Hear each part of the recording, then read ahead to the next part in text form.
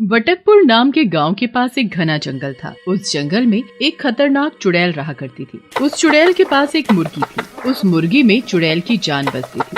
अगर उसे खरोच भी आ जाती तो दर्द चुड़ैल को होता था। एक दिन वो मुर्गी चुगते चुगते जंगल के बाहर वाली सड़क पर चली जाती है। तभी सामने से एक साइकिल सवार नशे में धुत चला आ रहा था। उसने अचानक उस मुर्गी पर साइकिल चढ़ा दी। मुर्गी तड़पने लगी। नहीं, नहीं, ये नहीं हो सकता। मेरी मुर्गी को कुछ नहीं हो सकता। मैं वापस आऊंगी, जरूर आऊंगी। जिसने भी मेरी मुर्गी को मारा मैं उसे नहीं छोड़ूंगी। इतना बोलकर मुर्गी और चुड़ैल दोनों मर जाते हैं। पर मरते मरते मुर्गी 3 अंडे दे जाती है। सड़क के बीचों बीच अब वो 3 अंडे रखे थे। सुबह के समय जगन अपनी बैलगाड़ी में बैठकर वहाँ से जा रहा होता है। तभी उसकी नजर उन 3 अंडों पर पड़ती है। ये तो अंडे हैं। बीच रास्ते में किसने रखे होंगे ये अंडे? देखने में कुछ अजीब से हैं ये। कौन पक्षी के होंगे ये अंडे? कुछ समझ नहीं आ रहा। इन अंडों से बच्चे बाहर निकलेंगे तभी पता चलेगा इन अंडों के बारे में। क्यों ना मैं इन्हें उठाकर अपने घर ले जाऊं। इनसे जो भी पक्षी बाहर आएगा मैं उसे ऊंचे दामों में बेच सकता हूँ। हाँ, ये ठीक रहेगा। जगन उन सभी अंडों को उठाकर अपनी बैलगाड़ी में रख लेता है। घर पहुँचते ही वो उन अंडों को अपनी पत्नी गौरी को संभाल कर रखने के लिए दे देता है। आधी रात को वो अंडे बहुत बड़े हो जाते हैं। सुबह जब गौरी की नजर उन अंडों पर पड़ती है तो उसकी चीख निकल जाती है। ये अंडे कल तक तो इतने से थे, पर एक ही रात में उतने बड़े कैसे हो सकते हैं? सुनो जी जल्दी आओ यहाँ, देखो तो जरा। जगन दौड़ता हुआ आता है और वो भी हैरान रह जाता है उन अंडों को देखकर। आए, ये तो बहुत ही बड़े हो गए एक ही रात में। मुझे तो लगता है कि ये अंडे कोई मामूली अंडे नहीं है। ये कोई जादुई अंडे हैं। जरूर इनके अंदर कोई खास पक्षी निकलेगा। हाँ। जैसे ही जगन और उसकी पत्नी उन अंडों को हाथ लगाते हैं वो तीनों अंडे तभी फूट जाते हैं। फूटते ही उनमें से 3 चुड़ैल बाहर आती हैं। इसमें से पक्षी नहीं, इसमें से तो चुड़ैल बाहर निकल कर आई है, वो भी 3-3। भगवान, मैं ये क्या आफत उठा लाया। अब हमारा क्या होगा? बचा ले हमें इन चुड़ैलों से। बहुत दिनों से बंद थी हम इसमें। अभी हम सब बहुत कमजोर हैं। ताकत लाने के लिए हमें इन दोनों को खाना ही होगा और फिर धीरे धीरे हम पूरे गांव को खा जाएंगे। तीनों चुड़ैल गौरी और जगन के शरीर का पूरा मांस नोच नोच कर खा जाती हैं और हड्डियां वहीं फेंक देती हैं। तुम लोग खाने के चक्कर में कहीं बदला मत भूल जाना। जिसने मेरी प्यारी मुर्गी को मारा मैं उसे कच्चा चबा जाऊंगी। तभी तीनों चुड़ैल उन अंडों में वापस छुपकर बैठ जाती हैं। तीनों अंडे फिर से छोटे हो जाते हैं और रमन की मुर्गियों के अंडों के बीच पहुंच जाते हैं। थोड़ी ही देर में वहाँ रमन की पत्नी ललिता आती है सभी अंडे उठाने। ये क्या, अभी थोड़ी देर पहले तो यहाँ 8 अंडे थे पर अब 11 कैसे हो गए? मैं भी क्या सोचने लगी। ये तो अच्छी बात है, अंडे बढ़े ही हैं, घटे तो नहीं। ललिता एक एक करके सभी अंडे उठाकर टोकरे में रख देती है और उस टोकरे को उठाकर रसोई घर में। अगले दिन वो 3 अंडे बहुत बड़े हो जाते हैं। हाय दैया, इतने बड़े अंडे! सुनो जी, जरा रसोई घर में तो आइए जल्दी। ललिता की आवाज सुन उसका पति किशनलाल दौड़ा चला आता है। अरे क्या हुआ? ऐसे आवाज क्यों दी? ठीक तो हो ना तुम? मैं ठीक हूँ, जरा उधर देखो उधर। कल वो अंडे इतने से थे और आज इतने बड़े। ये अंडे ही हैं या कुछ और? नहीं, ये तो वाकई बहुत बड़े बड़े अंडे हैं। मुझे तो लगता है इनसे जो मुर्गी निकलेगी वो भी इतनी ही बड़ी होगी जितने बड़े ये अंडे हैं। अब मुझसे सब्र नहीं होता।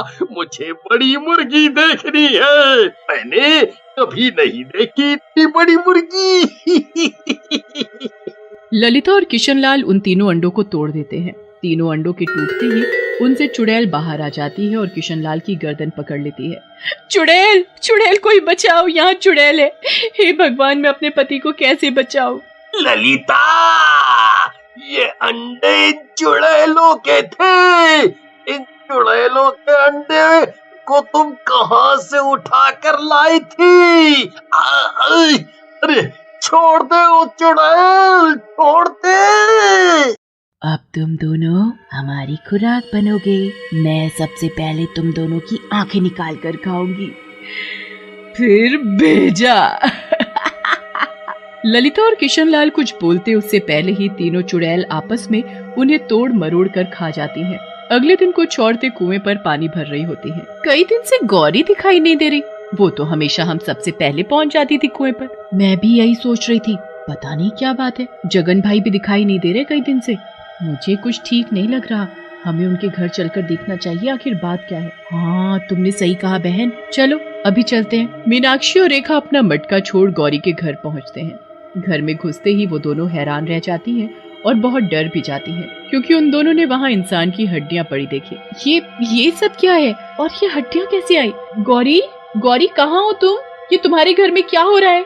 जल्दी आओ। मैंने पूरा घर अच्छे से देख लिया पर गौरी और जगन भाई कहीं नहीं दिखे। इसका तो ये मतलब है कि उन दोनों को किसी ने मार डाला है।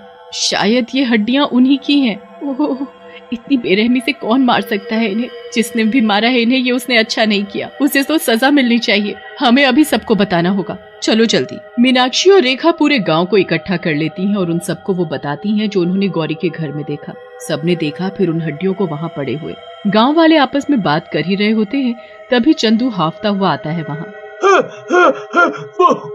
वो वहाँ किशनलाल के घर। क्या हुआ?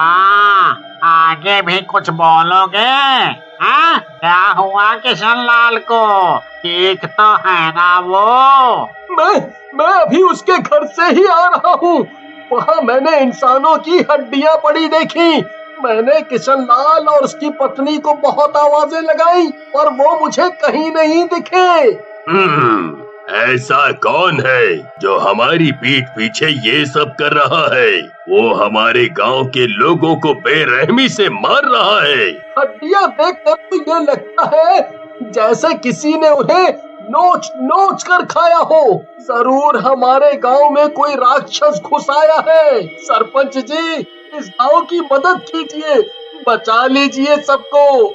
सरपंच सभी को अपने अपने घर में रहने की सलाह देता है। सभी लोग बहुत डरे हुए थे। गांव का कोई भी आदमी काम करने खेतों पर भी नहीं जा रहा था। गांव के सभी लोग कई दिन तक घर से बाहर ही नहीं निकले। अब तो घर में खाना पानी सब खत्म भी हो चुका था। कितने दिन हो गए, सरपंच ने अभी तक कुछ नहीं किया।